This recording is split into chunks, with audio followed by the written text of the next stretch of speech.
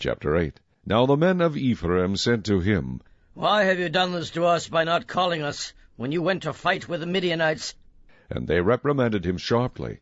So he said to them, What have I done now in comparison with you? Is not the gleaning of the grapes of Ephraim better than the vintage of Abiezer? God has delivered into your hands the princes of Midian, Oreb, and Zeeb. And what was I able to do in comparison with you? Then their anger toward him subsided when he said that. When Gideon came to the Jordan, he and the 300 men who were with him crossed over, exhausted, but still in pursuit.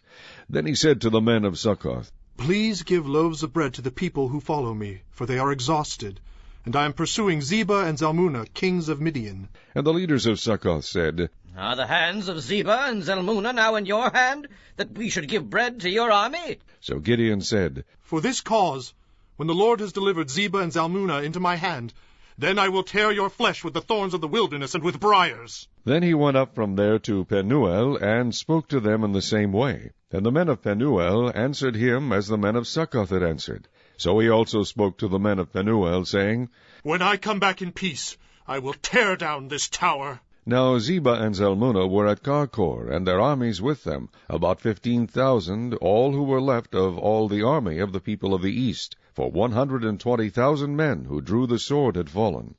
Then Gideon went up by the road of those who dwell in tents on the east of Nobah and Jogbehah, and he attacked the army while the camp felt secure.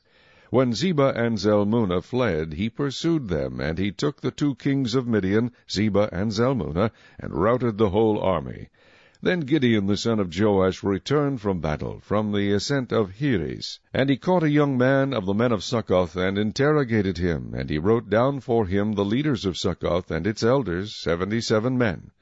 Then he came to the men of Succoth, and said, Here are Zebah and Zalmunna, about whom you ridiculed me, saying, Are the hands of Zebah and Zalmunna now in your hand, that we should give bread to your weary men?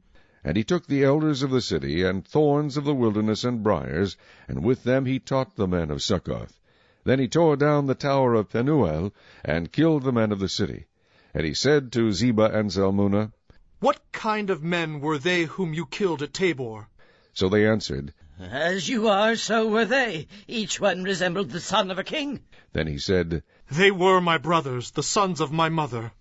As the Lord lives, if you had let them live, I would not kill you. And he said to Jether, his firstborn, Rise, kill them.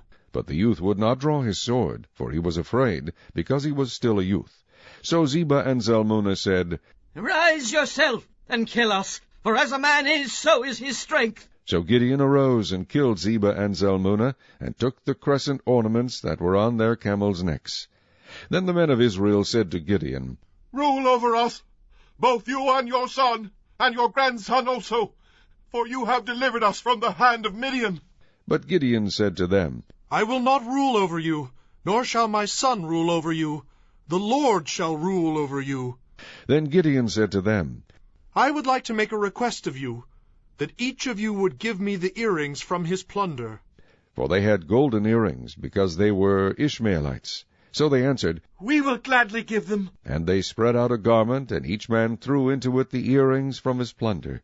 Now the weight of the gold earrings that he requested was 1,700 shekels of gold, besides the crescent ornaments, pendants, and purple robes, which were on the kings of Midian, and besides the chains that were around their camels' necks. Then Gideon made it into an ephod, and set it up in his city, Ophrah. And all Israel played the harlot with it there. It became a snare to Gideon and to his house. Thus Midian was subdued before the children of Israel, so that they lifted their heads no more. And the country was quiet for 40 years in the days of Gideon. Then Jerubbaal, the son of Joash, went and dwelt in his own house. Gideon had 70 sons, who were his own offspring, for he had many wives. And his concubine, who was in Shechem, also bore him a son, whose name he called Abimelech. Now Gideon the son of Joash died at a good old age, and was buried in the tomb of Joash his father, in Ophrah of the Abiezrites. So it was, as soon as Gideon was dead, that the children of Israel again played the harlot with the Baals, and made Baal Berith their god. Thus the children of Israel did not remember the Lord their God, who had delivered them from the hands of all their enemies on every side. nor did they show kindness to the house of Jerubbaal, Gideon, in accordance with the good he had done for Israel.